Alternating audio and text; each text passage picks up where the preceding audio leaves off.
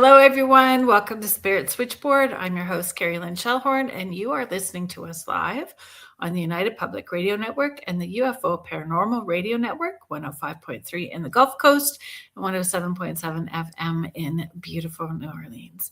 If you are new to Spirit Switchboard, thank you so much for being here. If you've been following for a while, thank you so much for your support.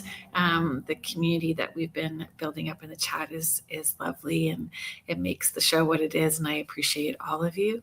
If you are interested in finding out more about UPRN and the shows and hosts that we have to offer, you can head to uprntalkradio.com. There is something for everyone. It's not all high strangeness and paranormal. There are thousands of archives for you to access. And there's always something new happening. Always something new happening. Oh, Stephanie Malo, it's so good to see you in the chat. Stephanie is author of Stopping to Smell the Flowers.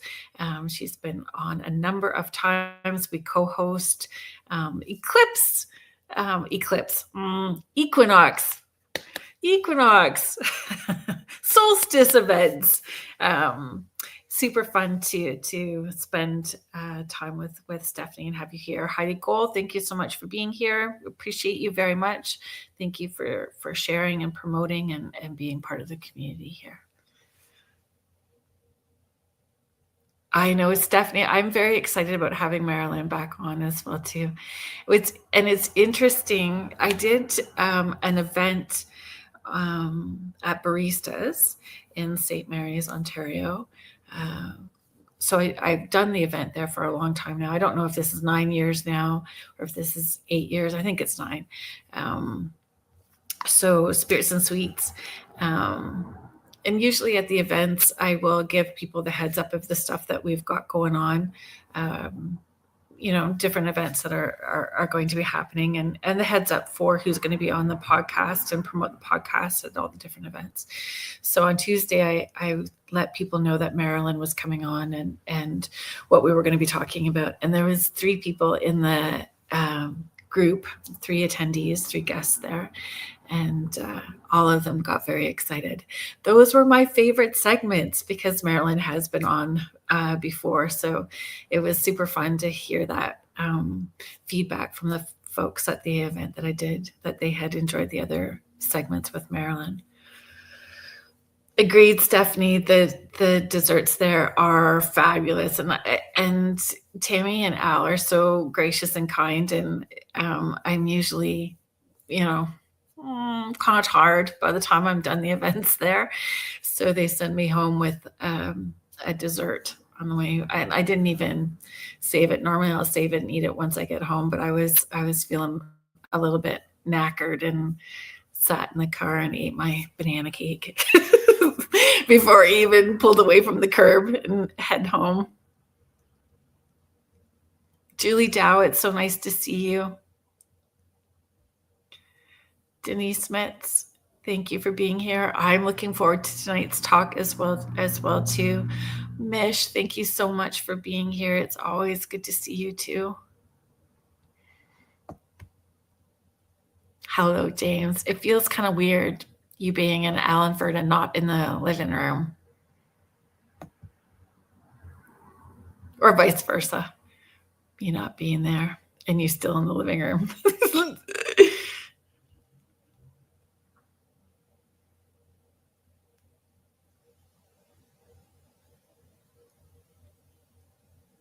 Oh, Mish. The banana cake is so good.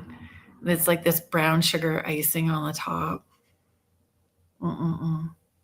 Sandy Cordick, it's nice to see you. Thank you so much for being here. Contessa Martins, hello. Thank you so much for being here. It's good to see you. So our guest tonight, Marilyn Kaufman, is the author of Lifetimes and a hypnotherapist. She's been on a couple of times. I had the pleasure of having a session with her. It was life altering. It was it was life altering for me, the session that I had with Marilyn. And I know that there's some things that have been happening for me that I feel ready to explore on a deeper level. And I feel that Marilyn will be part of that process for me. So I'm excited about the conversation that we're having tonight. Yeah, we had a little chat before the show as well too. So it was interesting, some of the things that she brought up, because that is where things are heading for me. Things that I have resisted and pushed against, that I don't have an option to resist anymore. So I think that Marilyn will be able to help me feel safe to crack that door open, just like she did last summer when I went to see her with the other things that were on my list. Oh my gosh, it's so funny that we end up talking about food almost every segment. Banana cake, banana bread, banana muffins. Yeah, bring it on. It's all good. Those are Lily's favorite too, my granddaughter, banana muffins. Michelle Plummer, it's so good to see you. Lisa Nut Brown, hello. It's so good to have you here. Oh, I'm sorry, Mish, that you're allergic to them.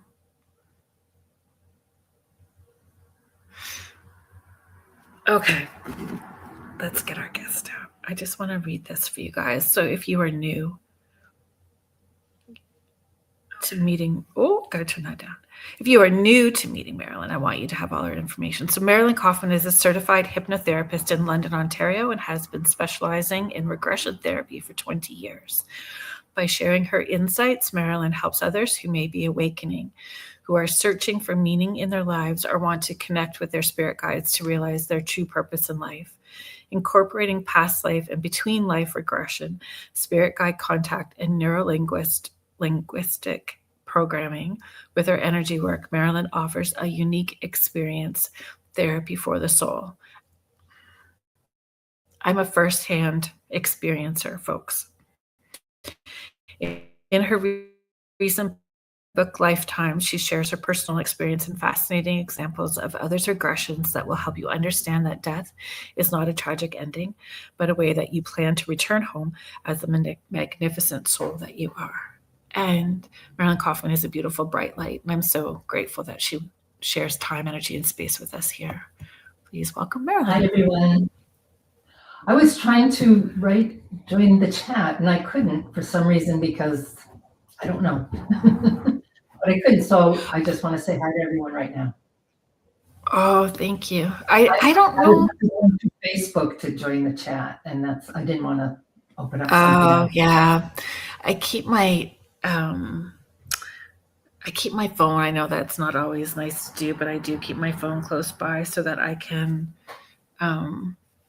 do comments or do a quick 911 to our network manager, Michelle, if help is needed. So I can grab her.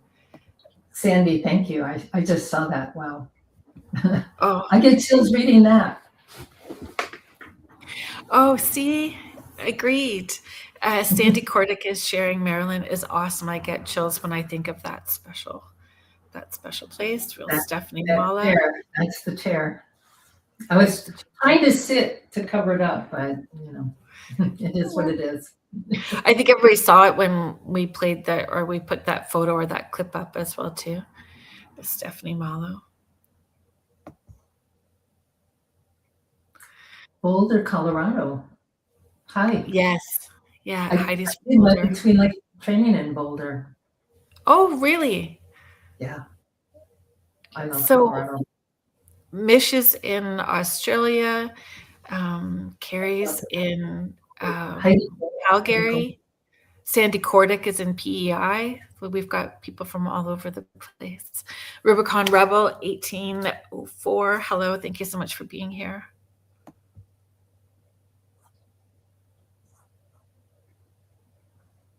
Marilyn, for those folks that are new, that are just meeting you for the first time tonight, and remembering that, the 80% of our listenership is listenership, not people that are watching us on YouTube or whatever the channels are that they're streaming from. Could you share a little bit about how you got started? Oh, I'm sorry. My husband's opening the garage door. Oh, all So good. speaking of food, I told them he had to make dinner tonight. Oh, So he went out to pick it up. that's funny. He went to pick it up. What did you get? Thai. Oh, that's yummy. Thai food is so yummy. Yeah, I love it. So, was it rainy and dreary there today? Yeah. In London? It still is. Yeah. Wow. And it's Yeah, too bad because I get really beautiful sunsets right behind me. So it looks like it might be clearing up. So maybe we'll have a that would be beautiful good. sunset in the windows. I made cheddar and broccoli soup today because it was so cold and dreary. So that's what we had. That's a great, I love soup. Me too. Me too. Okay. Should we just talk about food? I love talking about food. I love food. That's a whole new podcast you could do. Yeah, we could. Almost every podcast eventually has some conversation about food in it. I think food is a spiritual experience. You know what? That's why we want to be human. That's why we come to I Earth. think so. Seriously. Goopy cheese, brie, camembert. Oh, let's just. I'm a cheeseaholic. Me too. And ice cream is pretty much up there too. Oh yeah, me too. Yeah, me too. Okay, can we keep it just for one more second, and I'll switch back to whatever else we were going to talk about. Consciousness. Oh yeah. I found this new ice cream. It's by Chapman. It's chocolate with salted caramel and peanuts. Oh. I have no control. It's like I could eat the whole thing. Yeah, the Chapman ice cream is pretty yummy. There's some in my freezer currently, and the Kawartha ice cream too. I have, some of both. In Shaw's, if you go down to St. Thomas. Yeah. I will have to do that. I have, it's so funny. Like a lot of the venues. So I do an event at the theater there at the Princess Avenue Playhouse in St. Thomas. Because it's a former church, right? I love working out of that place. But a lot of the places I don't go to on my off time. So I've not had personal experiences outside of the work. Like even some of the venues that I've been to for years, like 3-6 Kitchen, I've been there 8 years doing events. I've never ate there. Wow. I know, it's so crazy. I mean, the food always smells good. It smells good, but I need to make maybe more of an effort to have a personal experience in those places as well too, outside of work. Oh, Heidi, that's pretty interesting too. My daughter's making homemade broccoli cheddar soup tonight. I love that one. Absolutely a foodie. So are you a snobby foodie? I'm not a snobby foodie. I just love food. You know where I'm snobby when it comes to chocolate? Are you? Yeah. It's got to be really good. It's got to be dark. Oh. It's got to be high quality. I don't like candy bars. It's got to be chocolate. So, like Purdy's, Reed's? Yeah, it's with nuts, chocolate with nuts. Yeah. Nice. What's the other one? There's one in Stratford too. What's the one in Stratford called? I always forget. Oh, what's that peanut place called? It's got the blue buildings. There's several of them in Ontario. Picard peanuts. Yeah. Yeah, they're pretty yummy. Dark chocolate, and they have dark chocolate covered ginger. So that's pretty yummy too. Yeah. So we can tie this back into consciousness. Yeah, we can tie this in somehow to consciousness because I know that when the garage door is closing now. And that should be it. Okay. So you offered me chocolate at the end of our session, and I was very excited about getting that piece of chocolate at the end because it's exactly how I work as well too. So after the events, I am starving and I need something just to bring me down really quickly before I get in the car and drive, right? So it's grounding. It is grounding. To be grounding, yeah. Yeah.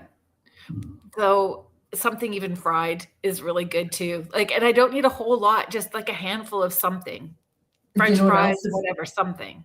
You know what else is growing is peanuts, because it grows underground. They grow underground. Oh, I don't know why I didn't think of that. I learned that the first time I had a freak out in meditation.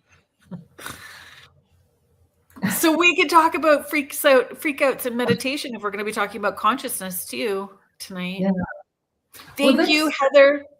Heather Stratford, thank you so much for being here, and thank you for reminding me. Rayo Thompson's in Stratford. When we lived in New Brunswick, people used to send us the mint smoothies from Rayo Thompson's and maple syrup. That's what we used to get every year as a gift from Ontario when we were living in New Brunswick. Rubicon Rebel, not snobby, but authentic goodness is best. Agreed. Rosemary Lee, thank you so much for being here. It's good to see you.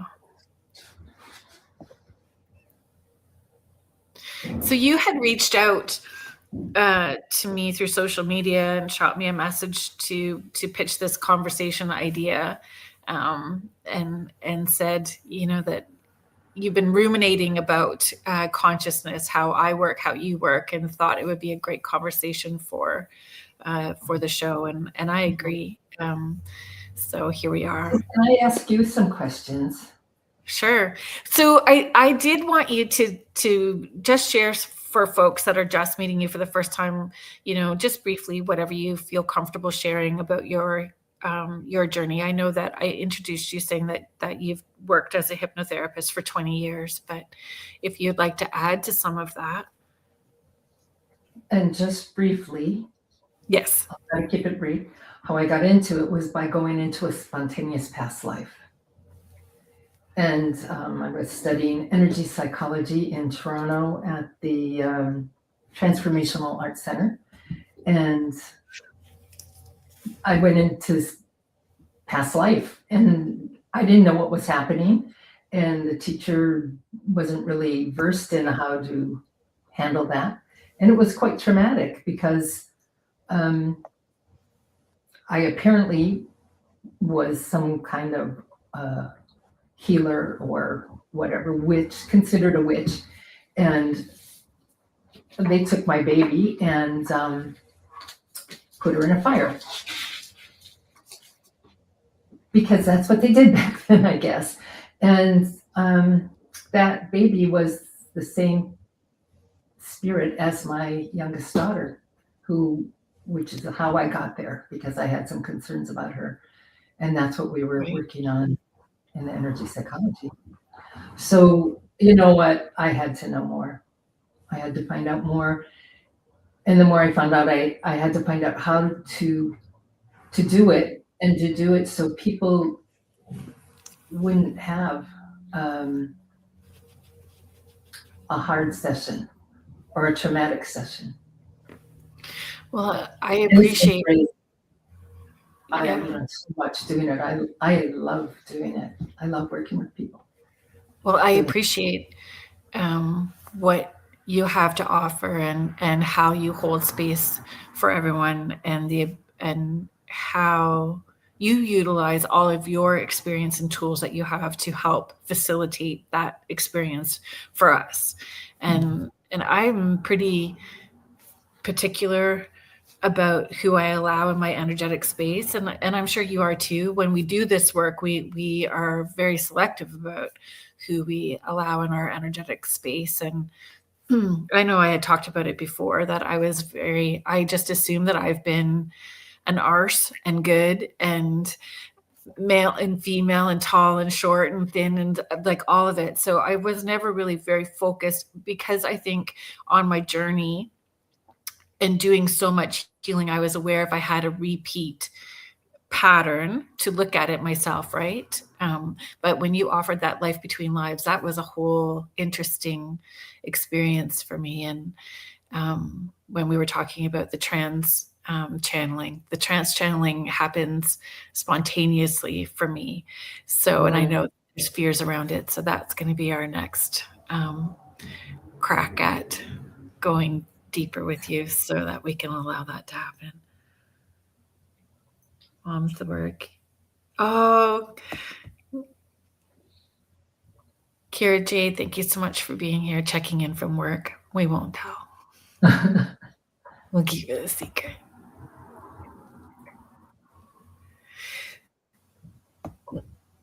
I'm interested, something that you said about consciousness and wanting to, or not consciousness, but you had that experience and you wanted to learn more. So I'm not sure what triggered wanting to do this today. And if you feel comfortable sharing it, you can, about your, rabbit hole that you went down regarding consciousness. But I know that the more that the more questions you have. That's how I feel. Like the more experiences we have, or I don't know, yeah, there's just more questions. Rabbit hole, yeah. So I started thinking about when I work with people, and I work through hypnosis, and to have them access the memories of their past lives, they access their subconscious mind. And after we do approximately, or usually 3 past lives, I take them to their superconscious mind, which is another way of saying their higher self. And that's the way I learned it, and that's the way it works. And I've done it kind of that way for 20 years. And I started thinking about it then, but everybody else talks about consciousness in another way, like collective conscious, or universal conscious, or the field, right? And so, and then this was what started me thinking about it. But when you do your work, which is, I think, similar to what I help other people do, but temporarily, right? So they do it when they're in a hypnotic state. You are able to do it naturally. Right. Yes. So have you ever thought about how it works? Because you've been psychic pretty much all your life, right? Exactly. So I know that for me, there was a bigger shift. I think that I was working at a fear mode for a very long time, right? A very human existence, making fear-based choices that created a lot of stumbling blocks that I needed to take ownership of. So when I took ownership of my healing journey and was very present, so much more in alignment, mind, body, spirit, and making all of that in alignment. So everything was truthful. My thoughts were in alignment with my words, with alignment in my actions. Then that connection was very quick, like taking a breath for me. I can take a breath and roll it from my nose up to my third eye, crown, down my spine, out my feet, and back up. So just in seconds, and boop, okay, I'm on. And it's just like that. So just not working from that fear base, you've raised your vibration. Exactly. Right. And I'm not sure what you, but so where do you think that is? What, like, you just said it's like in your body. Yeah. So I find when I decide that I'm going to open up or allow that breath to open me up, I kind of see it like having a hat. So I'm taking the hat off and pulling in light, which pulls me up. Okay. In those seconds. So I open up and pull in light and through my breath, and then up I go, and that's where I am. Okay. So I always thought that, or thought of the subconscious mind as being in your gut, kind of like in your gut, right? So I wrote that as a note for our conversation tonight, actually, that we all will experience it. Hi, Becky. Thank you so much for being here. And David, I'm seeing you. There we go. I just was having trouble with those buttons. I'm glad you're feeling this topic. So So I personally see this with many people. There is a disconnect with their body and identifying that their body is the words for their higher self. So their or their connection. So we can see emotion, but we don't see the feeling. So people are feeling, but And that's in our body, right? Yeah. it is in our body. So having that reconnection to their body, pausing to stop to see how their body is responding to something, and then identifying the feeling that is attached to it, and then that intuitive information. So it all goes hand in hand. So I agree that there's a feeling in our gut, but I personally, or those goosebump truth bumps, right? People get the goosebump truth bumps, and so they may get it in a different way. I don't know. Or you say unconscious mind or conscious mind, right? Subconscious mind, unconscious mind, whatever. So you think of it as being in your brain because your mind is in your brain. But in fact, jumping into that rabbit hole, I found out that it's not. It's not in your In brain. your body. And so what it is we're actually connecting to the field. Yes. And that is, the field is like, there's so many ways of describing the field. So what I kind of figured out, putting this in a nutshell, is that there is our individual consciousness. And then there's the universal consciousness, which is not the field, but the field is part of consciousness. So universal consciousness is all that is. It's what we want, if we want to think of it as God or source. Universal consciousness or unified consciousness. Everything has so many names, and this is where I kind of started stumbling because everything has so many names. And then consciousness is just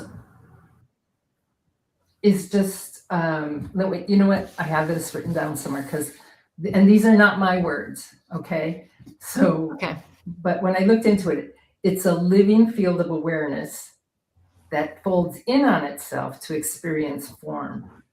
So, or you could say it expresses itself and it collapses into form, which activates the field. So there's consciousness is all that is. And when it wants to express itself, it creates form. Does that make sense? It's really heavy. And that's what exactly. I went down a rabbit hole. And it's the language. So everyone experiences consciousness differently, and everyone uses different language. And so that's where I was so confused when looking into this, and that's when I kind of contacted you. Yeah. And there's been a few times when I've had guests on where my self-confidence, which was all the Chihuahua brain, right? And my Chihuahua brain thinking that I was not smart enough to have that kind of conversation with them because of they were more academic. So the words that they were using were more academic, but we were having the same experience and the same understanding, just using different language. Right. So, and I'm the same. I'm not an academic either, but like, once I started looking into this, it was really interesting. And it helped me make sense of, and I'm sure we'll cover it all before the night's over, but it helped me make sense of what everyone else is saying. So David is saying that makes sense to him. Stephanie, thank you for sharing. Stephanie is saying, yes, the world collapses. The word collapses works for me. I think in the unified field, everything exists. Then we manifest something, it has collapsed into form. Right. And there's a really nice way, I've heard of it. All right, and I wrote it down. So matter, energy, space, time, identity are all expressions of consciousness, but all moving at different frequencies. So matter is consciousness slowed and stabilized. That's us, like, or people, right? Energy is consciousness in motion. Thought is consciousness reflecting itself. Love is consciousness recognizing itself. I love that one. Oh, that makes me feel warm and fuzzy. Yeah. Love it. Form is consciousness temporarily agreeing on a pattern. And everything we experience is consciousness meeting itself through ourselves. Mm-hmm. Which is frequency. All different frequencies, all of them are different frequencies. And so what we're doing with our individual consciousness is, or the work that you do and the work that I help people do, is tapping into the field. Mm-hmm. And we have to raise our consciousness to tap into that field, or raise our frequency, I should say, to tap into that field. Agreed. And part of raising our frequency is having accountability for our healing journey. So looking at our shadow self, shadow work is such a big part of it, I believe. And then I think everybody needs to do a little bit of therapy. So, looking at those different types of healing, right? Yeah. And then the generational stuff, and then what you have to offer, which helps with the generational stuff. That was such a big part of why I went to you, right? Have I actually done all the work that I feel that I have in a way that has stopped a pattern within our family structure? Yes. And we all have to stop a cycle somewhere. Yeah. Right? Yeah. Which was super helpful.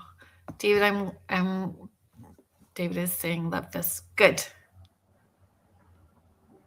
And we would love to hear, your thoughts, everybody in the chat about this well too. Like, it helps us all grow, and we all have different experiences because we are all at different places. And that's something else too that I've said, that we're all in this, having this experience together. Like, we've all agreed to be here at this point in time to have these experiences together. And the more that you work on I personally feel, the more that you work on your healing, the more awareness you have, the higher your frequency. And those information, or those plops of information from consciousness, a collective consciousness or source, those aha moments. The way I'm feeling, the field. We're tapping into the field. And it could be different names. People call it the quantum, right? Akashic field. There's all different names for it. The universal mind. Yeah. It's funny because let's call it the field. Okay. I'm gonna put it in big letters right in front of me so that we do this together. Anyway. I'll probably step in a big pile of poo, but I do that frequently, step in big piles of poo with my spitting words out quickly without thinking, which I'm going to do now. I had this conversation with somebody, and they were using this word quantum healer. They kept saying quantum healer, and I was like, oh, that sounds pretty fancy. And, again, with this, like, putting myself in this place, not realizing that it's exactly what I'm already doing. I just don't call it that. Right. And exactly. Then I just was like eyeball roll, and I was really trying not to, but then I was like, come on. So there's this. So again, I in this crazy love and lighter world, when we start these conversations, it can also create divisiveness too, or this division, or people who are really maybe not working authentically and creating that dependency, allowing for that divide and dependency. And I think that the way that the energies are shifting and moving so quickly, if we're calling it the age of Aquarius, the frequencies, more people are becoming authentically aware. And so the those who are not working authentically, it's easier to recognize and identify that, because it feels off right away. Mm-hmm. We were talking about snobbery before, and I think there's a way you can talk about this in a kind of snobbery fashion by using all these big words. And I just like to speak, but like everyday talk. But it helps me to understand, like you said, that we're doing what everyone's talking about. We're just not understanding the terms, all the terms that they're using. Yeah. David is sharing different people feeling the same thing, describing it differently, same experience. Yeah. Many roads to the same. What is that expression? There's many roads to the same up the mountain to get to the top of the mountain. Yeah. So then they've done experiments about plants having consciousness as well too. Mm-hmm. Mm-hmm. And animals, And animals. So I wrote that book down. It was by Cy Montgomery. So I have read it a number of times. I've read it a couple of times. So it's called The Soul of an Octopus, a surprising exploration into the wonder of consciousness. And I've read it. I've read it twice. And it's so funny that when I was writing down these little bits of notes, just from you asking about having this conversation or coming on to have this conversation, I was like, oh my gosh, I can have this. I'm going to send her an invite to the show too. I have this big, huge octopus tattoo on my arm. I love everything. I think that I could go down a rabbit hole just talking about how magical I think that octopus are, and that book, and how we can bring this into the conversation. The other books that I have read, folks, and if you guys have read books, which I try hard not to read too many spiritual books, because if we are tapped in, we can ask that information and it plops in so quickly. So you're getting it real time as it shifts and changes. Because sometimes once the books come out, they're already old. The information's already old. My book, I could say the same. My book is old already. I wrote it in 2020. But it's still years ago. It's still helpful for those who are coming aware, right? Right. Yeah.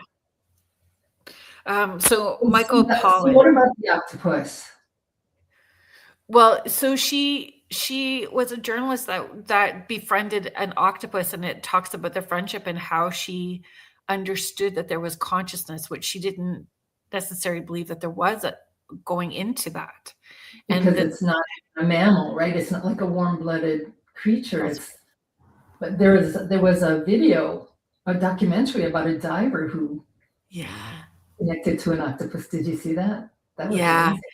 It was beautiful. It was kind of hard. Well, and it was so emotionally transparent, and on his part, to allow us into that, mental health journey that he had, and how that relationship affected him, and raising our frequency. So if we talk about animals again, like we all know, between horses and our pets, so they tap in and feel our frequency when it's low, and they, come into us to help raise our frequency. Like they just are able to pick up on that. Or if you seen people who play music or do yoga or sing, or even do light language or whatever, animals will come. Like if they're doing this outside, animals on a farm, the animals will come to them. Yeah. The hidden life of trees is also incredible. Stephanie Malo is sharing. The trees and fungi are helping each other. It's amazing. Yes. I just read The Mother Tree, and trees are amazing. Yeah. They communicate. Yeah. There was a tree in the yard that on the property that we lived in Sault Ste. Marie, and we used to talk to that tree all the time and hug it. When there was full moon, my daughter and I would be out there doing our thing on the full moons, and we were very sure that our Italian Catholic neighbors were a little worried about us. but that's okay. Carrie is sharing, I did see that Octopus Journey documentary. So cool. Octopus are supposed to be very intelligent and magical. So there's another book. You had another book too. A Journey into Consciousness by Michael Pollan. I haven't read that one. Should I? Yeah, I feel it's really good. So it's one that I was drawn to, and I don't get drawn to many books that are spiritual. Well, I was listening when I started looking into all this. I was listening to, I was just doom scrolling or something, and Daryl Anka came on. Daryl Anka's the man who channels Bashar, who is an Asasani being light years in the future, who's actually him light years in the future, and he channels. Yeah. And he started talking about Dan Brown's new book for people who like to read. And I have read several Dan Brown books, and I'm not that I'm a big fan of him, but he always puts this great information in. Like, I don't like his stories so much, but I like the information he has in his books. Yeah. And his most recent book is called The Secret of Secrets. And I think everyone in this audience knows what The Secret of Secrets is, but I'm not going to give it away. But we all know it's not a secret, okay? But it talks about consciousness. And so, of course, I got the book and read it, like 660 pages or something. But what it explains, and this is true, this is not fiction, is that our body produces gamma aminobutyric acid, and I want to call it GABA for short. That's the acronym. And it's a neurotransmitter. And what it does is it actually shuts off part of our brain so that we're not taking in everything. Because if we took in everything, we would just get overloaded. So it's kind of like all the frequencies. Think of it as the analogy of the radio, and it has all the frequencies, but we have to tune into one because we couldn't possibly listen to them all at the same time. So it's kind of a filter to help us not get overloaded. And so Tibetan monks have a really high level of this GABA so that they can shut out the world. When they meditate, they shut out the world or everything, right? Yeah. But a person who is an epileptic doesn't have a high amount of this GABA, and so they take in too much. And if the environment is too overwhelming for them, they have a seizure. So when we sleep, our GABA levels go down, and that's why we're a little more connected. Some people say we leave our bodies. I believe we leave our bodies when we sleep, but it's also why we dream, and why our dreams are like confusing because they kind of jump all over the place, right? Like I could be a person, but then I'm with another person who's not really that person. This is the way I dream about anyone else. But this is how they're just like really mumbo jumbo. But when we wake up, our GABA levels go up, they increase, so that we open our eyes and we have a lot more coming at us. But sometimes just before we wake up, do you ever have, like, I get messages, like I'm awake, but my eyes aren't open yet. And I get messages, or I hear people call my name, like almost like they're shouting my name. Do you ever get that? So I have not. That being said, all of the intuitive information, ahas, guidance, it's not that just before I wake up, it's as soon as I wake up. So Okay. everyone knows, like, if I have to respond to something, it's going to be first thing in the morning, or I will say, I'll get back to you first thing in the morning, or I know exactly how I need to answer an email because it's formulated, it's shown to me first thing in the morning. Like all of it, I do better first thing in the morning with all of it. It always is first thing in the morning for me. So Okay. all of that happens first thing in the morning, as soon as I wake up, like before I'm out of bed. Mm-hmm. This is like before I even opened my eyes, and I even had things that I thought that's going to happen today, and it does. And I thought, like, Yeah. wow. So I get that when my eyes are awake. Yeah. Like once I've opened my eyes and I start my day, all of that hits me as soon as I start my But you're day. more open than most Yeah, people. I spend the bulk of my days in that space. Mm-hmm. Mm-hmm. So They're in that frequency. maybe it's because you have lower GABA levels than other people. Maybe that's why you can connect to the dead. Maybe, I don't know. I can float in and out of there really quickly though. Yeah. And I can stay there for a long time. Mm-hmm. And then I'm very tired and I need to come out of it and just. Yeah, because it's overwhelming, right? And we're still human. Like my body still requires. Yeah.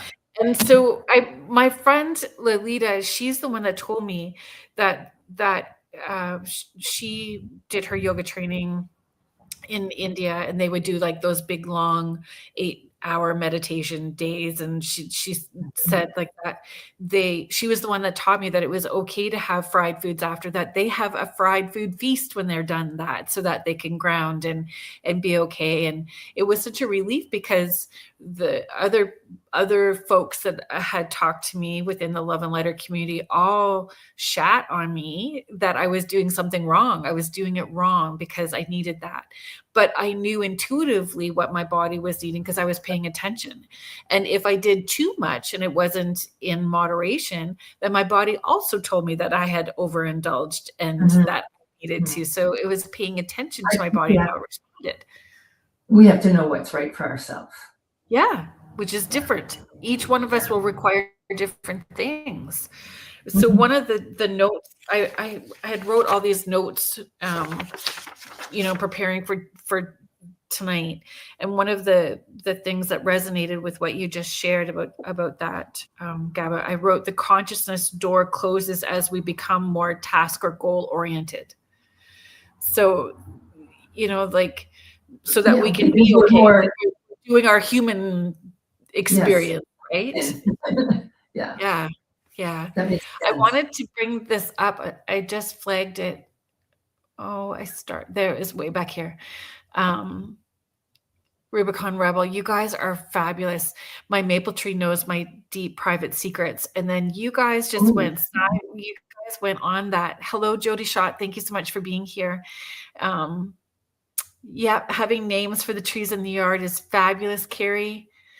Stephanie Mallow is sharing. I read Dan Brown's book, The Secret of Secrets. It was incredible. I just finished it. And then you guys, Hillbilly Herb. Oh my God, you guys are making me laugh. Rubicon Rebel, got to be careful with secrets in the garden. The potatoes have eyes. Don't they have something fun. has ears? Oh, a corn has ears. And the corn has ears. Yeah, so fun. Stephanie is sharing, just before I wake up, I get what I call clairvoyant dreams.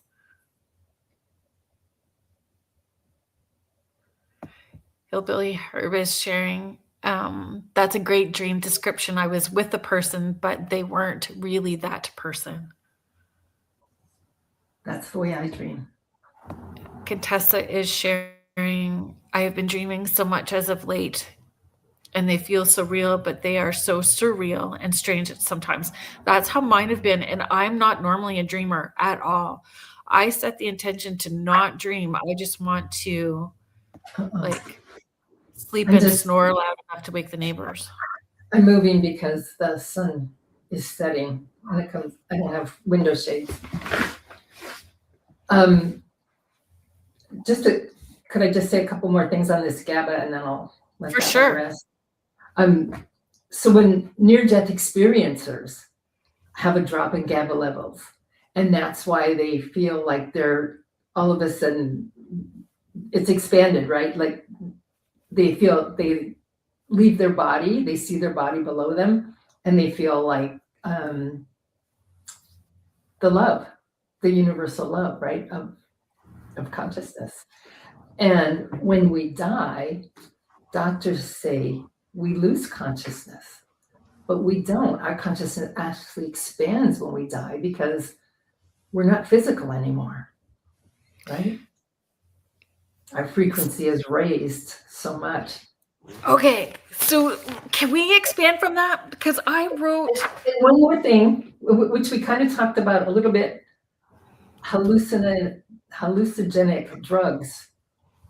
Also, can we have that conversation in a second?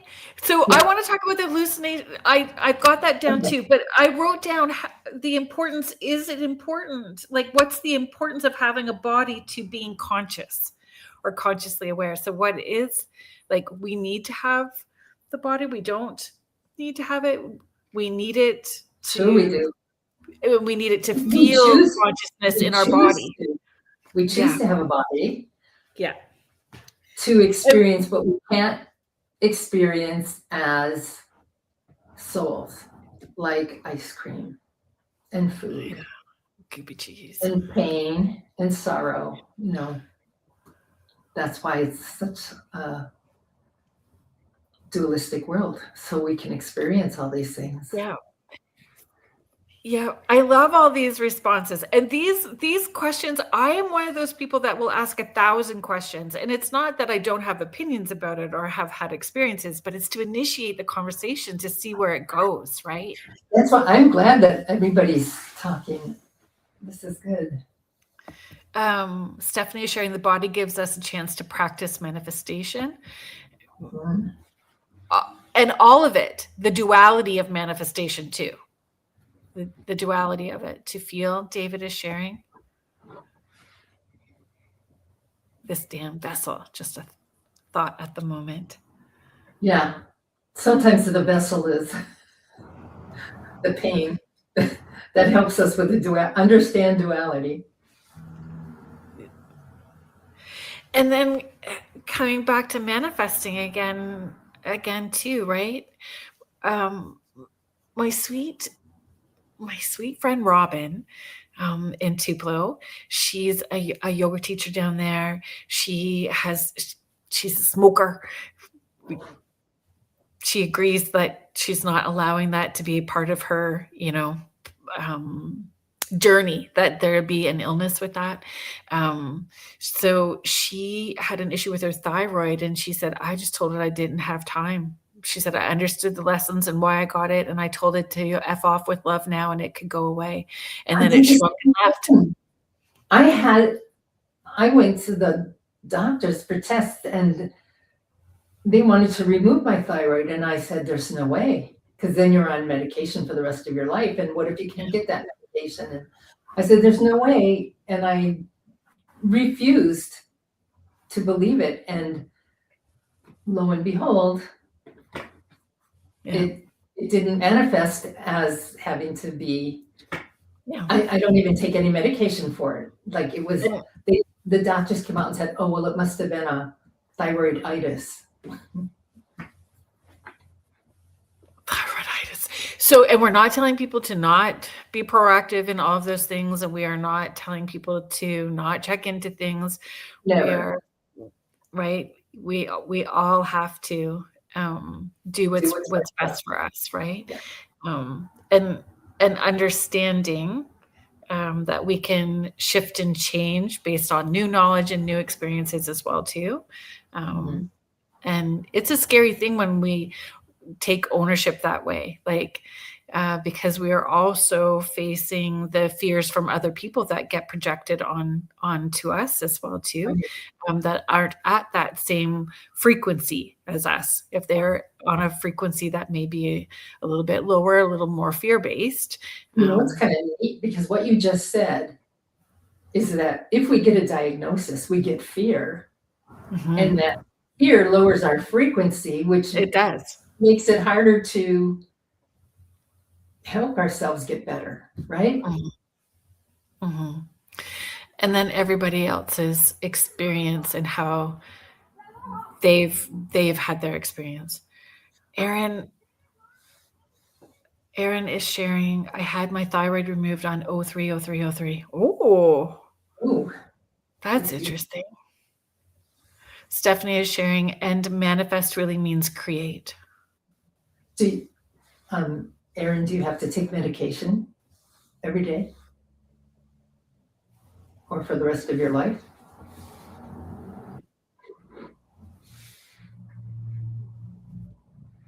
Tend being omnipotent and knowing everything and wants the chance to experience learning how best to do that.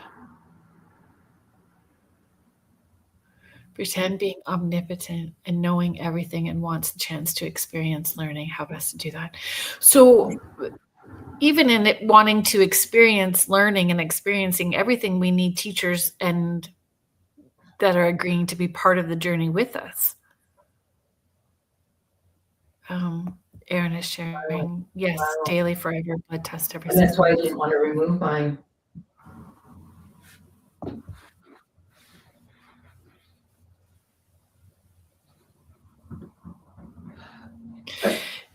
So there was, okay, just because we're at that time period, I'm going to do our station ID really quickly, and then we can talk. I've got so much more to say.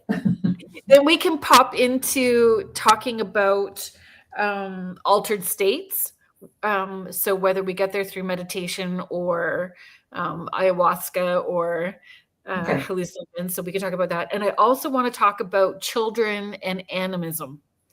Like I think that could be part of animism, so that everything is part of that, has a consciousness that everything, and I think that kids live that way from the time they're little, and as we become more aware, we come back to that state as well too. And it comes up in ayahuasca, that animism, people have those kind of, experiences. And anyway, I just think it would be a cool thing to include in our conversation tonight.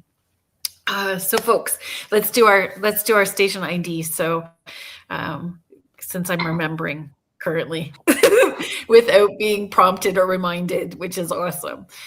If you are just joining us now, thank you so much for being here. You are listening to Spirit Switchboard, and I'm your host, Carrie-Lynn Shellhorn, and you are listening to us live on the United Public Radio Network and the UFO Paranormal Radio Network, 105.3 in the Gulf Coast and 107.7 FM in New Orleans. If you would like to know more about our station, our network, or our hosts and shows, you can head to uprntalkradio.com.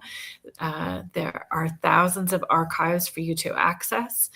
There is something for everyone. It is not all high strangeness and paranormal. Today's guest is Marilyn Kaufman. Marilyn is a hypnotherapist. She is the author of Lifetimes. She is a recurring guest and fan favorite, actually. And today we are talking about, I'm not exaggerating. I did that event on Tuesday in St. Thomas at Baristas, and there was 3 people in there that was like, oh, they knew. They had watched the other, and they all were like, favorite show. So I appreciate it. We're talking about consciousness today, and the rabbit hole. It really is a rabbit hole when you start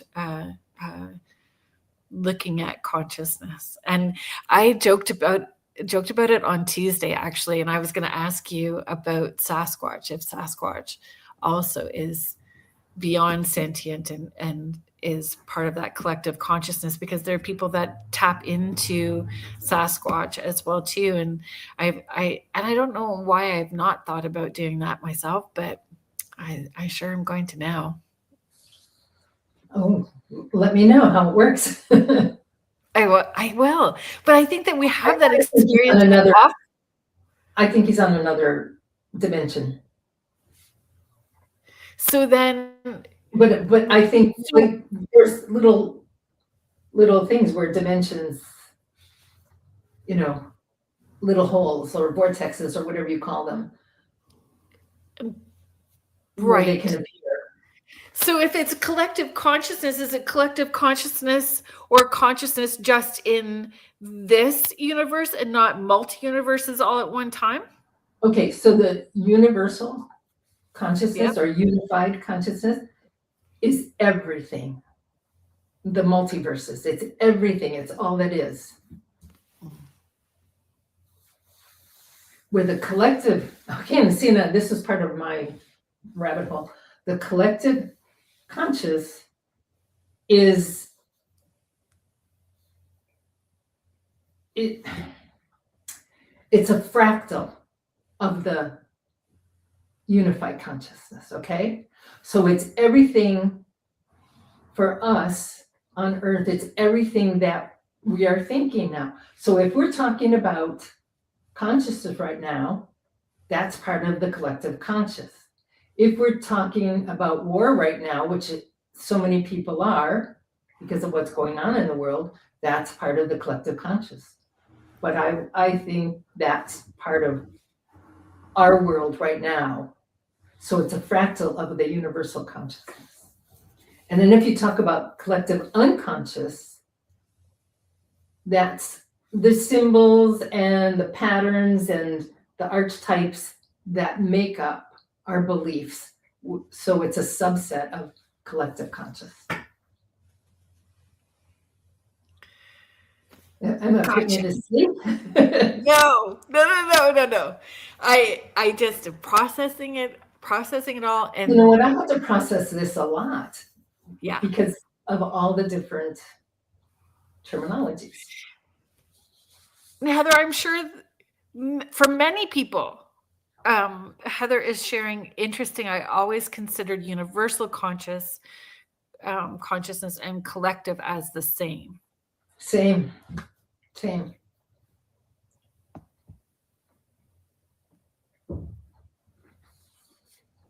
There's a great metaphor, and then we can get on to the drugs. There's a great metaphor about the unified consciousness, and think of it like the internet. Okay, I have this. I want to make sure I'm explaining it correctly. Okay, so the unified consciousness is like the internet. It's a giant network, and everybody can connect to it, and you can access it from anywhere. But it's the same for everybody. It's a bodiless network. You can't say where it is, because where is it? It's just in the clouds, right? And then think of your individual consciousness, like your phone or computer that connects into the unified consciousness, right? Or the internet. But it's personal because you've got your own pictures on, your own settings, your own apps, right? So the internet is like the universal consciousness, where our individual consciousness is like how we connect to it, what we connect to it with. Right. And then as we do our healing and have more awareness, that gets tweaked. So you upgrade to no commercials. Yeah, right. Okay. Right. Gotcha. I feel it different when it's psychic information and when it's mediumship information. It feels like it's coming differently. So I would think so, because you're connecting to, when it's psychic, you're connecting to the field, right? Because the field has no space or time. It Yeah, and which is psychic how you information can seems to connect. come it seems to come, like, when we talked about feeling it in our belly. So I Mhm. feel it coming at me from forward, like that direction. When Right. it's mediumship or spirit guides or, um, multidimensional beings, it's coming from above. It just feels different, and, the frequency that I'm working out of is also different. Okay. And that makes sense.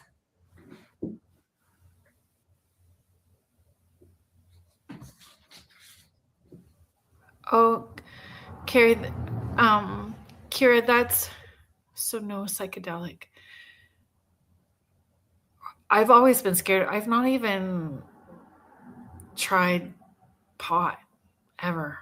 Like, I've always been nervous about doing any of those things because I've always been very connected. Mhm. So for a while, it was I was going to have wine so I could fall asleep at the end of the day. And then it became, okay, I just really need to have that so I can fall asleep at the end of the day. And when the need was there, then there was no wine anymore Right. because I then agree. it was a habit that Addiction. was not going to allow, yeah, it was addiction. It's not going to allow me to continue to raise my frequency. So Mhm. even that is out. So lots of shifts that way. And I've had clients talk about ayahuasca, Same. um, and it is always kind of like niggled at me a little bit, when they've talked about the frequency that they do that, because I asked if they were doing some spiritual bypassing then. Like, are you bypassing having to do the work and feel all the feelings and understand why you have the feelings and where that may be coming from, whether it is past life or this lifetime or generational traumas and all of those things? Wouldn't you be bypassing just to get to that yummy feeling on the other side? And I get it feels very good when you're tapping into that, um, unconditional love, that when you it feels much better than being here on Earth School. And they didn't like my questioning, but again, it's to try to understand their thought process in doing that, right? But apparently it's because their GABA levels are dropping off, are Right. lowering, and they're getting that, they're connecting to the field, and so they're getting that, raising their vibration and feeling that overwhelming feeling of love. It's just, I have always thought of it as when people connect to their spirit guides in what I do, because they feel that connection, That makes they're sense. actually coming into the field. That makes sense. So I had wrote altered states, but I mean, coffee creates an altered state for me in the morning. Hypnosis is an altered state. Pardon? Hypnosis is an altered state. Yes, yes, yes, it is. But I don't feel like I need to have that to start my day. No, you don't. But I kind of do. I mean, so it's not hypnosis, but meditation and doing that pause, Mhm. still pulls me into that frequency. So I would say that I do both. Like when I have poured that first cup of coffee, I don't drink it necessarily right away. I hold it and smell it while I'm doing that meditation and that pause and time and tapping in. Oh my gosh, sorry, I'll keep up, folks. Um, But people, and going back to the drugs, the ayahuasca, people actually can heal themselves. And is it because they've tapped into that field or felt that? Like people who have post-traumatic stress disorder, soldiers and Yeah. So I'm not saying I don't agree with it. I do agree with it. I just found it interesting. Like this person, it was like over 20 times. oh yeah, that's a lot. Like it was That's, an excessive amount. It wasn't just like one, two, or maybe three. It was excessive. And mhm. to what I guess that I feel that's excessive.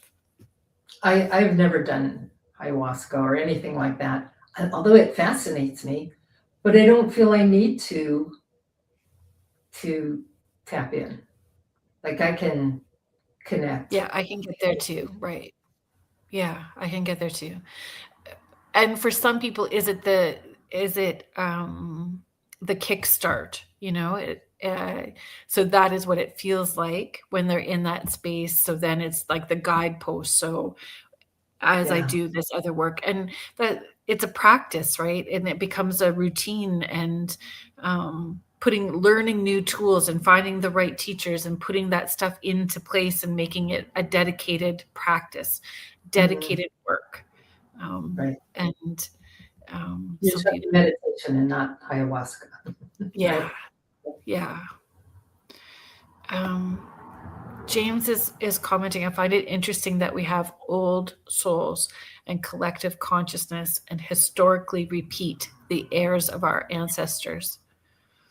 It's like I'm interested to know how that awareness can be achieved. I think the way I understand it is we have old souls, but they're not the ones making those decisions, right? And Right. there's that whole um, evolution of the soul. And as so, I think if you look at politicians, they are a soul, like maybe if you put the evolution of soul into categories of five, where 5 and 6 would be the oldest souls, 1 is like a really young soul, but 3 would be politicians. They want to do good, but they don't. They often want to do good for their own ego, Yeah. right? Yeah. Ego So still plays a part in it. and they're not as connected or as mature of a soul to have that understanding that war is just not necessary. Like if we were all old souls, would war be Mhm. necessary? I certainly hope not. I've just heard it recently compared to like an Avatar movie, where the people who live on that planet. I loved that movie. I thought it was beautiful with the tree and everything, and they just Yeah. lived in harmony until Yeah. the Americans, who would be really younger souls, or who, think that they can take whatever they want, because they need it for their war machines or whatever. Right. So settler culture, like Mhm. that's, still healing. Does that make sense? Who asked that question? Yes. James. Does that make sense?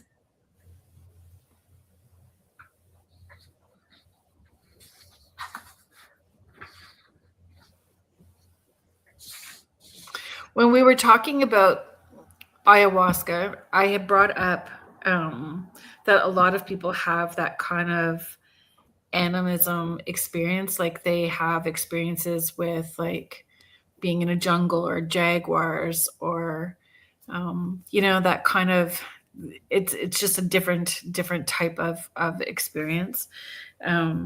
So animism being like that all things have a soul essence and recognizing that all things have a soul essence.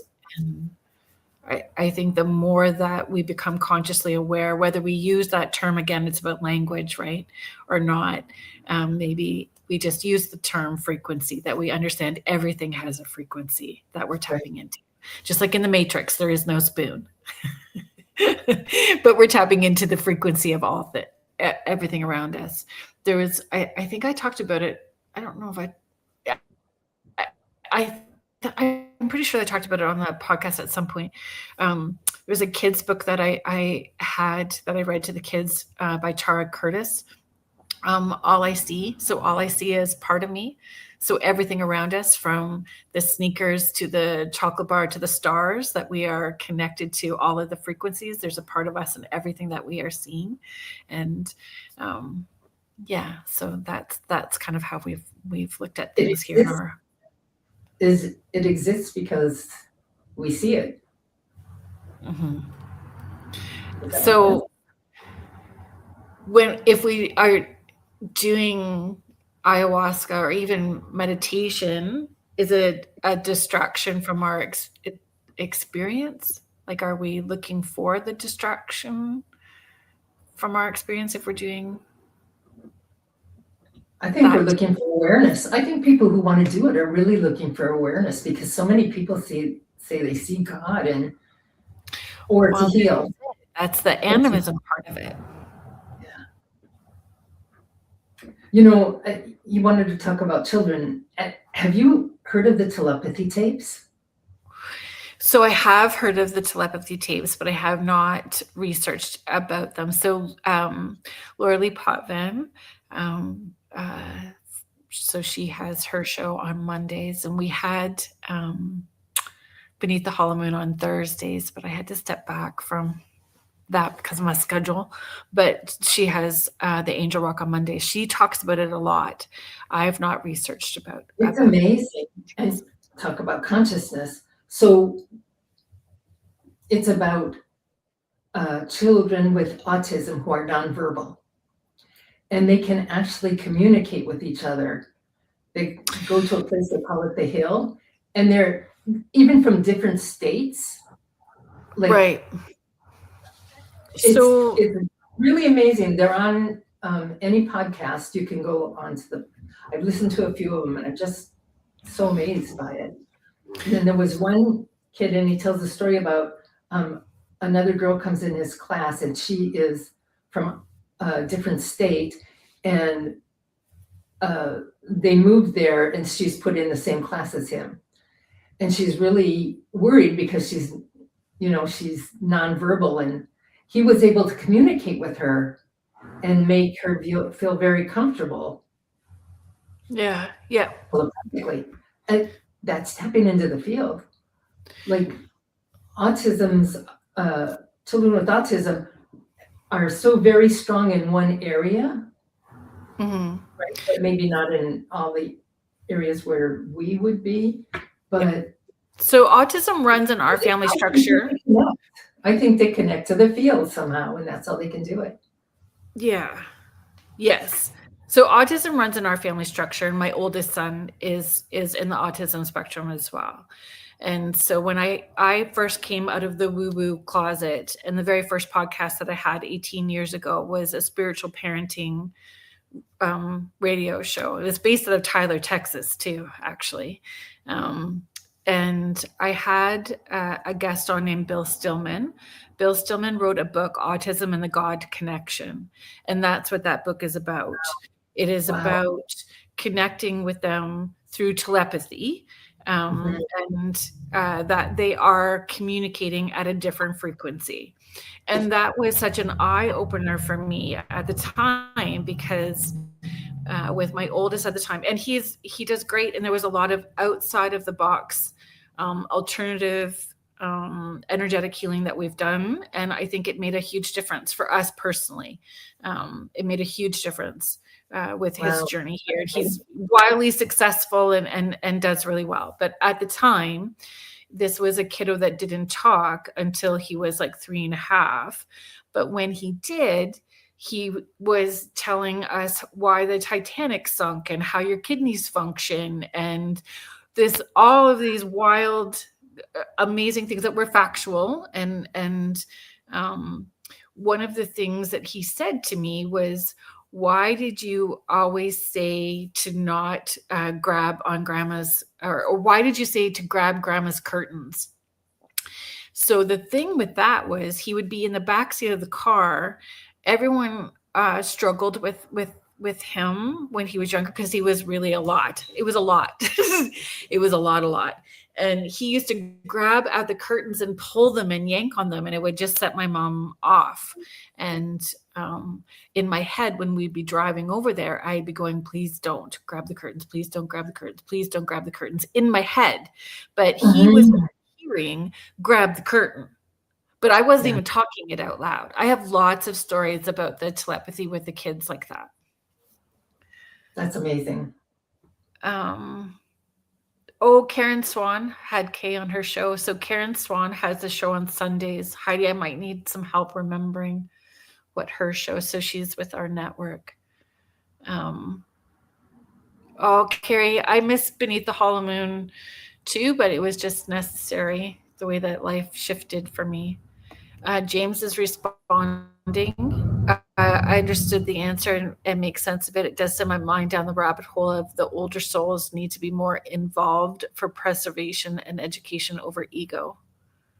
Mm-hmm. But it's by example. You're just being, and that being mirrors to those around you, where the healing needs to happen. So not necessarily a question, as a comment to the older souls to step up. The older souls automatically do it. I think, you know what, and there's, if you've heard of the book Power versus Force by Dr. Hawkins, in our own way, we do that because one person, okay, I'm talking frequency and I don't really know, one person vibrates at a level of 500, and he has this whole, he has said, you know, that love is 500. So if you're vibrating at a frequency of love, which he considers 500, it counterbalances 750,000 people who are vibrating at a level of 200, which would be indifferent. Okay?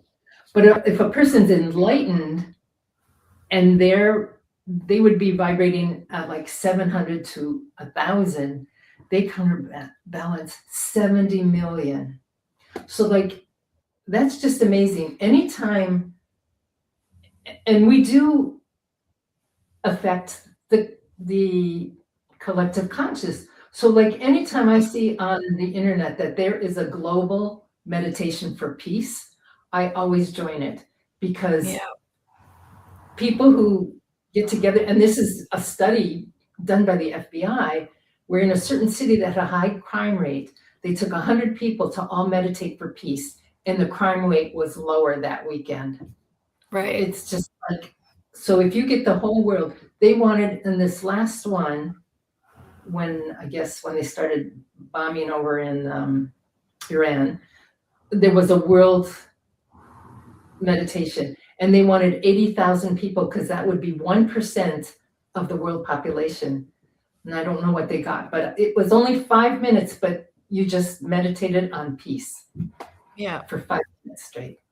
I believe all that too. Heidi is sharing that she does as well too. Rubicon Rebel is saying power in numbers. Heidi, thank you for sharing that. So it's ATP. I knew it was ATP, Media Awakening Consciousness. Sundays at 4:30 Pacific Mountain, 6:30 Eastern. So she had Kay from the telepathy tape. So you guys will be able to access the replay and watch that as well too. Those were amazing statistics that you played out. I always tell people that those kind of group meditations are it's like intercessory prayer. Intercessory prayer works, and the more that you have people doing it, the more power, because you're raising that frequency even more. Kira Jade has a question. How do you know if a dream is just a regular dream or a past life? And if it's a past life, how do you know which person is you? Well, I'm not sure about which person is you, but I think if you're dreaming it, it's a memory that's coming up from your past life. So what I say, if the dreams are recurring, they're probably, it's a pretty good indication that they're past life. If it's a one-off, I don't know. I'm not saying that it's not from a past life, because when we're in the dream state, again, those GABA levels are down, and so we're more connected to the all that is, right? And so you're more connected to your subconscious mind and the field and everything else. Yeah. But here's something too I wrote down, thinking about, I'm just going off on a tangent here, thinking about the field. You've heard the expression or saw the movie, which the movie was, don't even bring the movie up. Everything, everywhere, all at once. Oh, I loved it. Yes. However, as I was thinking about it, everywhere, everything, everywhere, all at once refers to a moment in time, and the field is outside of time. It does not. There's no time. Right. There is no time in the field. So it's everything, everywhere, always. Oh, that's very Everything, good. everywhere, always. Yeah. I Very just good. I came up with that somewhere in the rabbit hole. That's very good. You need to get on that and copyright it quickly. Yes. It's all good. Hey, I can turn on maybe the sun setting a little bit. So saying not recurring yet, but definitely felt and still feel the emotions attached to it.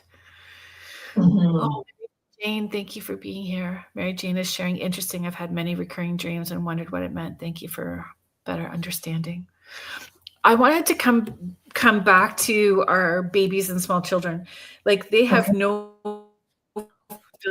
filtering of consciousness. They have no closed doors. Like they are tapped in utero, and it stays that way for quite a while after birth, until experiences or projected fears and belief systems and patterns and are put on them. Then it starts past life memories. Yeah, then it starts shutting down. But I did a prayer with my kiddos. I shouldn't say my two older for sure. I did with my third and fourth. As much as we are allowed to intervene, but giving them permission, and talking to their higher selves, giving them permission that they didn't have to carry forward anything, that was not going to serve their highest good from wherever it was, right? That they would be bringing those things forward. And at the time, I was not necessarily thinking too much about past lives, but now I understand it could contribute to that. I was thinking about the miscarriages or losses that I had prior to those births, that I didn't want them feeling they had to step into the shoes of the one that was before them. Like if that one had a purpose, that they didn't have to fill that role. So, doing that prayer with them or over them or for them when they were newborns. Wow.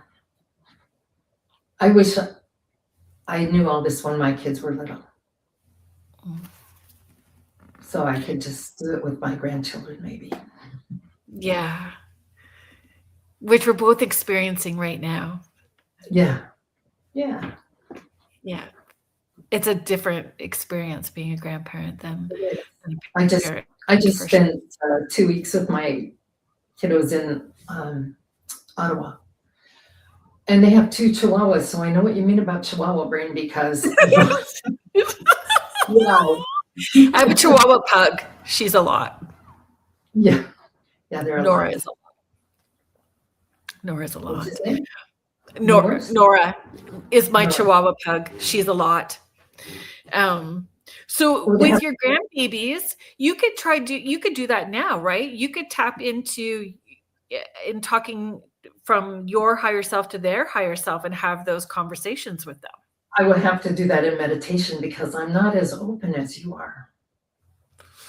So doing it in meditation, the more you practice, or even as you're falling asleep, right? Before you fall asleep, or first thing in the morning, whichever one works best for you, I suppose. Okay. That's how I would encourage that. But I did it right from the get-go. And with my daughter, I talk about this a lot with my daughter when she was 7 when or just turning 8, just about 8 when my youngest son was born. And she could tap in really quickly, and I don't know. She wanted to get over her fear of heights, so she asked if I would take her to this place called I think it's closed down, but they take you up in these trees and you zip line between trees and you're hooked up in carabiners and you're There's one right around the corner from my house. Treetop. Is there really? Yeah. Oh, that's crazy. Treetop Adventures. That's It's what it's a called. Bowler Mountain, which is a ski hill. Crazy. Small hill. And then Yeah. and I did it with my granddaughter, and like she was just whizzing through those treetops, and I was like pathetic. I like the zip lines, but the ones where you had to walk holding on and these moving planks and stuff, I wasn't very good at that. Oh, she wanted to do it. She was so brave. And so I wanted to too, but I couldn't. well, I couldn't do it either. I couldn't. Yeah. My youngest at the time was just little, and he needed his diaper changed. So I had to go back to the van. So I had to hike through the trails to get to the van to change dude's diaper. And she was hooked up on the zip lines, like all carabined up. And did it help? I could hear her in my head yelling for me, "Mom, mom, mom." I could hear her yelling. So then I'm panicking, and I don't have wee babies. I have chunk babies. I have babies that are like 22 pounds at 6 months. And then, I just have chunk babies. So I am trying to rush back with him strapped to me. And she said to me, "Did you hear me? I was calling you from in my head." And I was like, "Oh yeah, I heard you." And I said, "Are you good?" Yeah. She's like, "I just wanted you to take my picture," because they were getting her to lean back over this ravine with letting go, right? So she was suspended over the ravine, and she just wanted me to take her picture because she was being so brave. But she was yelling in my head and I could hear her. And does she have psychic abilities? Yeah, all my kids do. Oh, they all do, eh? Yeah, So they all. There's something else I wanted to talk about. Yeah, we have time. We have about 10 minutes. So they brought this up in that book, The Secret of Secrets, but about, I think it might be 20 years ago, I listened to an astronaut speak. His name was Edgar Mitchell, and he talked about, he was the sixth man who walked on the moon. He was on Apollo 14, and he was to collect samples of the moon's surface. So when they came back, he didn't have to work with the controls or anything like that. So he sat and stared out the window. And when the space capsule comes back to Earth, it has to rotate so that the same side is not facing the sun all the time. And what happened, so he's rotating back at Earth, and he's seeing Earth and the moon and the sun, and Earth and the moon and the sun. And it actually triggered something in him. So I would say it awakened him. But as an astronaut, when he went back and tried to talk to people about it, they want him to all of a sudden go into psychiatric work and stuff like that. And he knew there was something, and he looked into everything, and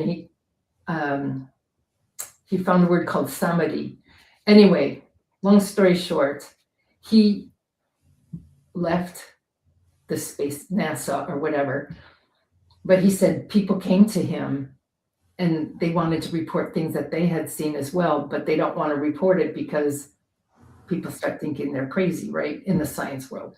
So anyway, he left NASA and he developed the Institute of Noetic Science. And Noetic Science is really cool. They have a website you can look at.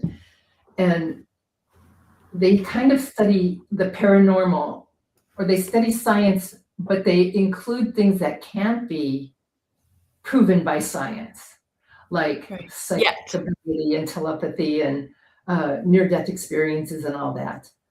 So what did I want to say about that? So they will come out and say that consciousness is not in our bodies, it's not in our brains, but our brains interact with this network, which is consciousness, okay? And when you raise your vibration, you increase your coherence, and coherence it's a word I hear all the time, but I looked it up because I wanted to make sure I really understood it. So coherence is a clarity and a consistency and a unified whole. So you're becoming very clear on what your intentions are if you're meditating or something, and you're raising your vibration. So when you raise your vibration, your coherence acts like a key that unlocks access to the field. Does that make sense? Yeah, it does make sense. And it makes sense, and it makes sense for how I teach too. It's all about raising your frequency, raising your vibration, and connecting to the field. And that's kind of the bottom line of all of this. It is. Right. And the more that you do it, you recognize that you are in constant co-creation with that collective consciousness in every moment of the day. And it explains how you work. You know, how I help people get their messages and everything. So what it also came to is when you practice something over and over again, you're actually tapping into that part of the field. So like if you're studying music and you practice music every day, you're actually rewiring your brain to tap in to the part of the field that is music. Does that make sense? Oh yeah, it totally does. So when my second oldest son was in grade 9, like he had more like processing, so intellectually very high, right? And but his processing. So he was doing his first set of exams and he came rushing through the door and he's like, you know that thing that you've been telling me to do? And I was like, which thing? Because I've told you lots. Which thing? And he said that thing where when I would send them off to school, I would say, don't forget to thank your joy guides for the gifts you're going to get today. Or don't forget to, or ask your guides to help you with this. Or I would say like, I need my plumber guides, or I would need this. Now I have a plumber guy. Sorry, James, but he's in the chat. So anyway, Ryan comes in the door and he's like, I did that thing. And I said, what do you mean the thing? He said, well, I didn't understand one of the questions on my science test. And I went, okay, so what did you do? He said, well, I closed my eyes and I asked Albert Einstein if he could help me understand the question. And I said, okay. So first of all, I told him that I was very proud of him for asking Albert Einstein to help him understand the question. He didn't ask for an answer. He didn't ask for the solution. He asked to understand. And wow. I was just so proud of him for phrasing the question that way, right? Like that he needed the understanding. And I said, what did you do? And he understood that he needed to pause to slow his Chihuahua brain down, slow his thoughts, take the breath and allow the information to plop in, which is what consciousness does. Like it just, those aha moments. And so he said, Mom, it was like this, boom. And so I've had this conversation with other people. He understood, he answered it. It was all really great. And he did well. So some people feel like maybe it's like a placebo. You've just taught him to pause and cause his mind, but it's a different experience. When you're receiving that information, you can feel it's a frequency that is other than your own. The information's right. Coming from another place. Right.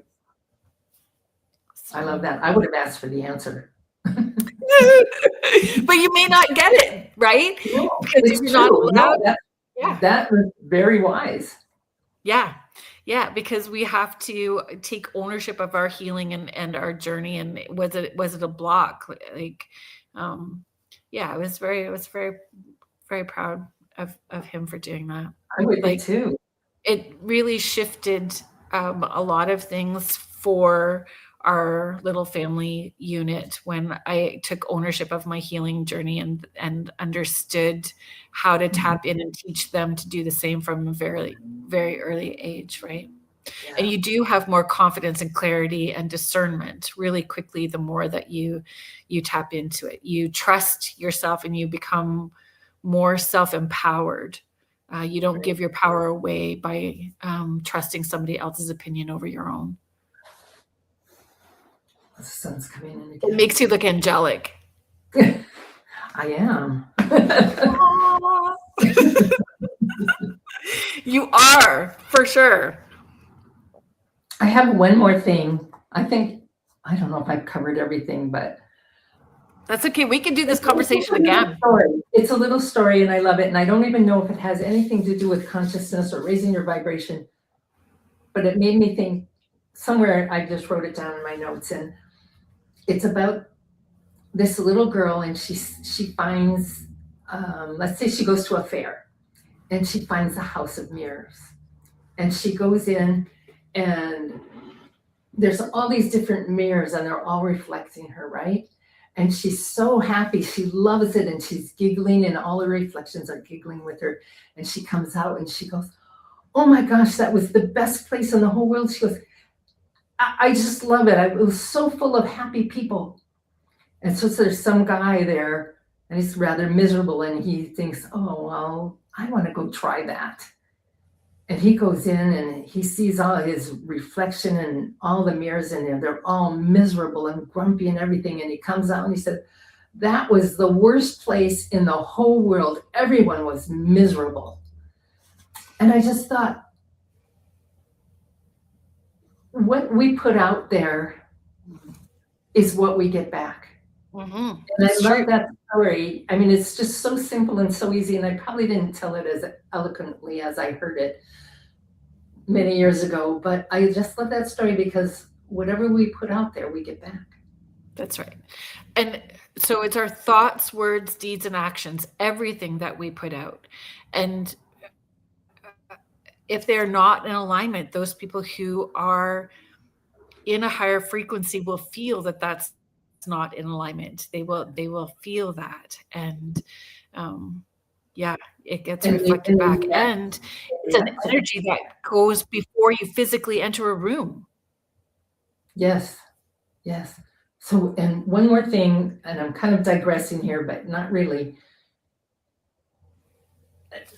We're in such the world is in such an amazing place right now because, it's kind of splitting, right?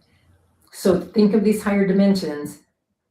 It's not where you go, it's what your frequency is.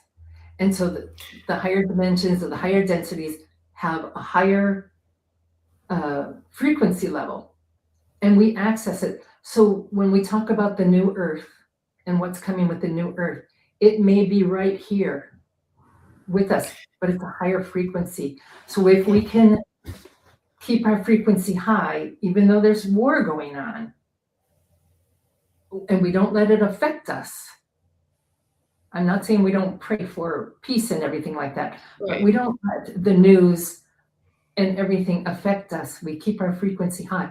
Pretty soon it's going to start, the division is going to be so much that we're going to be in that new earth. Yeah. And our new babies that are coming in collectively at that highest frequency. They're already at a higher frequency than we came in. But yeah, we're going to be asked to make a choice. Do we want to live in fear, or do we want to live in a frequency of love? And the thing is, why do we have to see this war and stuff going on? It's so that we can make the choice. So I'm going to state right here, I choose to live in love, in the frequency of love. And I hope you all do too. Thank you for sharing that. Well, I know that I love you. I appreciate you. I love being here with you. I love you and appreciate you as well, because you helped me get my Chihuahua brain a little more focused in all of this. Wow. You certainly have assisted me and many other people that have been I think that's part of it. I think all of us that are doing this work authentically are finding one another to support one another and continue to help raise that frequency, right? And I feel too, I know that we've got like about 2 minutes, so I'll say it really quickly. A lot of us connect and we get spread out. So we don't have a lot of people in our intimate circle, like friends in our intimate circle, that do these things, because it's necessary for us to be spread out to raise that frequency globally, to help, with that raising of frequency and making those choices of choosing. And just remember, if you're raising your vibration, you're counterbalancing people who have not raised their vibration yet. In your community and globally. And when we raise the vibration of the collective conscious, we're going to all, as many of us who are raising our own frequency, are going to experience that new earth. That's right. Okay, folks. Thank you so much for being here. I'm going to go have ice cream. This is where I'm going next. That chocolate one. I probably won't sleep. Thank you so much. Everyone's saying what a great show, great conversation. Thank you, everybody. I choose love too, Mary Jane. Please, Jen Schneider, thank you. Comment on anything I said that you don't agree with or that you do agree with, or I love your emails. So yeah, Kathy Randall, thank you so much. Folks, thank you so much for being here and being part of the conversation and holding time, space, and energy with all of us. I can't do it.